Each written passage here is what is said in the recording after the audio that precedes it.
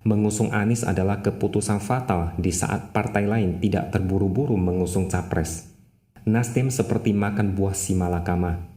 Tidak mengusung Anies, elektabilitas makin turun. Mengusung Anies, elektabilitas juga tidak meroket. Malah dapat tambahan bonus, yaitu partai diplesetkan jadi Nasdrun.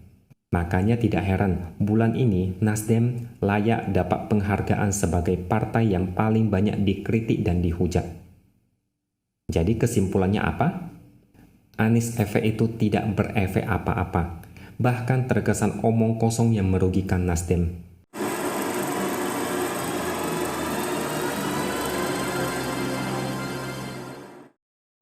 Halo, ketemu lagi bersama saya X Hardy di Opini Seward. Kali ini saya akan membahas tentang hasil survei yang membuat Nasdem ketar-ketir. Total ada 8 survei. Ini permasalahan serius yang harus dicarikan solusinya segera. Kalau hanya satu survei, mungkin tidak terlalu dipedulikan. Bisa dianggap candaan yang tidak perlu dianggap serius. Mari kita flashback terlebih dahulu. Pada Desember 2021, Saiful Mujani Research and Consulting atau SMRC merilis hasil survei terkait prospek partai politik dan calon presiden. Dalam survei itu, ada 3 partai yang memiliki elektabilitas kurang dari ambang batas parlemen atau 4%, yaitu Nasdem 3,4%, P3 2,7%, dan PAN 1,8%. Kalau tidak lolos ambang batas 4%, artinya mereka tidak dapat kursi di DPR. Perolehan suara ini merupakan hasil survei Saiful Mujani Research and Consulting atau SMRC yang digelar 5 hingga 8 Februari 2022. Suara Partai Perindo berada di peringkat ke-7 setelah PDIP, Gerindra, PKS, Golkar, Demokrat, dan PKB. Elektabilitas Partai Perindo ini menyalip perolehan suara P3, Nasdem, PAN, dan Hanura. Lalu survei berikutnya pada Januari 2022, survei lain yaitu Trust Indonesia Research and Consulting merilis hasil survei elektoral partai politik dalam pemilu 2024. Hasilnya juga mirip dengan survei sebelumnya. 3 partai politik diprediksi tidak lolos ambang batas parlemen, yaitu Nasdem dengan elektabilitas hanya 3,9%, P3 2,9%, dan PAN 1,9%. Lalu pada April 2022, Lembaga Survei Indikator Politik Indonesia juga merilis hasil survei elektabilitas partai politik. Hasilnya, ada 6 partai yang lolos ambang batas parlemen, yaitu PDIP, Gerindra, Golkar, PKB, Demokrat, dan PKS. Sedangkan Nasdem, PAN, dan P3 terancam tidak lolos. Pada bulan yang sama, survei terbaru dari Populi Center juga menunjukkan hasil yang sama. Ada 6 partai politik yang diprediksi lolos ke DPR. Sedangkan P3, Nasdem, dan PAN masih harus berjuang untuk lolos ke Senayan. Nasdem tidak mungkin mengabaikan hasil survei ini. Kalau hanya satu survei yang berbeda, Nasdem masih boleh bernapas lega dan tidak usah panik. Nyatanya ada 4 survei yang menyebut Nasdem berada di tepi jurang. Posisinya tidak aman, terancam tak dapat kursi di DPR. Makanya salah satu alasan utama Nasdem buru-buru mengusung Anies adalah karena hasil survei ini. Nasdem tidak mau tergusur dari parlemen. Tidak mendapatkan kursi di DPR adalah momok menakutkan bagi sebuah partai politik. Nasdem ingin segera mengusung Anies agar dapat menaikkan popularitas dan elektabilitas Nasdem. Kalau Nasdem lamban dan mengusung Anies tahun depan, takutnya tidak cukup waktu untuk menyelamatkan Nasdem yang mulai tenggelam. Tapi muncul sebuah pertanyaan dan juga keraguan, apakah mengusung Anies benar-benar bisa membuat elektabilitas Nasdem meroket? Mari saya berikan data dan fakta lain. Pada Oktober 2022, belum lama ini, Lembaga Survei Lingkaran Suara Publik atau LSP merilis survei elektabilitas partai politik di Pilpres 2024. Hasilnya sama saja. PDIP masih berada di posisi puncak, sedangkan Nasdem malah turun sampai ke angka 3,9%. Artinya, elektabilitas Nasdem tidak berubah meski sudah mendeklarasikan Anies sebagai calon presiden. Ini menandakan efek dari Anies tidak ada pengaruh apa-apa. Bahkan justru banyak pendukung Nasdem yang mundur. Berikutnya adalah lembaga survei New Indonesia Research and Consulting. Sama saja, elektabilitas Nasdem turun setelah deklarasi Anies sebagai capres, makin terpuruk hingga di bawah ambang batas 4%. Alasannya adalah keputusan Nasdem untuk deklarasi Anies menimbulkan guncangan di internal partai. Sejumlah kader dan pengurus di daerah-daerah memilih mundur karena merasa sudah tidak sejalan.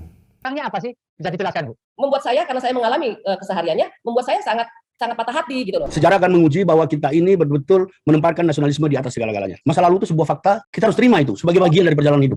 Saya banyak mendapatkan masukan dari berbagai kalangan yang berkomunikasi langsung pada saya, yang menyatakan bahwa mereka tidak bisa beri dukungan pada saya di masa mendatang apabila keputusan Partai Nasdem ternyata berbeda dengan harapan mereka gitu kan.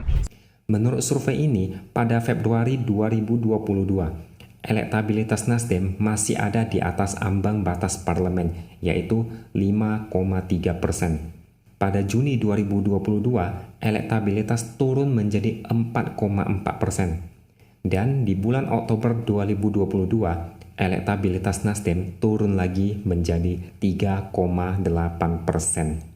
Yang berikutnya adalah Lembaga Survei dan Polling Nasional atau SPIN. Elektabilitas Nasdem sempat berada di posisi keempat, tapi sekarang anjlok hingga ke posisi 7 dengan 4,3% suara. Jika terus menurun, maka Nasdem makin memprihatinkan. Dan yang baru-baru ini adalah survei Litbang Kompas. Elektabilitas Nasdem hanya 4,3% saja. Tidak jauh beda dengan survei sebelumnya. Jadi intinya, Nasdem makin nyungsep. Mengusung Anies bukannya menambah berkah, malah menambah malapetaka. Total ada 8 hasil survei yang mengatakan hal yang kurang lebih mirip. Mustahil kalau Nasdem tidak takut dengan hasil survei tersebut. Tidak mungkin Nasdem santai menanggapi ini. Dari luar mungkin terlihat santai, tapi dalam hati paniknya luar biasa. Sebelum mengusung Anies saja, sudah ada 4 lembaga survei sudah memprediksi kabar buruk ini. Setelah mengusung Anies, malah ada 4 survei lain yang bikin Nasdem makin tidak bisa tidur nyenyak. Nasdem yang diidentikan sebagai partai nasionalis pendukung pemerintah malah banting setir menghancurkan nama partai demi seorang Anies Baswedan. Nasdem tampaknya meremehkan kekuatan dari silent majority yang berhaluan nasionalis. Kalau mereka sudah mencap buruk pihak tertentu, apalagi menyerukan boikot atau tenggelamkan sebuah partai, biasanya bakal beneran terjadi. Ini beda jauh dengan kelompok kadrun yang ribuan kali boikot tapi tak pernah ada yang berhasil. Mereka boikot, tapi yang diboikot malah beruntung dan makin berjaya. Contohnya merek roti yang diboikot pasukan 212, tapi sekarang sudah ekspansi sampai ke Filipina. Nasdem berada pada persimpangan antara nekat dan konyol. Mereka nekat karena terlalu dini mengusung Anies. Mereka juga konyol karena partai bisa hancur kalau salah perhitungan. Reputasi selama bertahun-tahun bisa hancur hanya dengan satu keputusan sembrono. Inilah yang terjadi dengan Nasdem saat ini. Nasdem menjadi seperti sekarang karena suara dari pemilih nasionalis. Ketika banting setir balik arah mendukung Anies, kelompok nasionalis ini kabur dan tidak akan memilih Nasdem lagi. Maka elektabilitas semakin hancur meskipun awalnya memang sudah hancur. Bahkan Anies pun tidak sanggup menolong Nasdem. Yang ada malah bikin Nasdem makin susah. Sebenarnya Nasdem masih bisa menyelamatkan partainya. Masih belum terlambat untuk kembali ke jalur yang benar.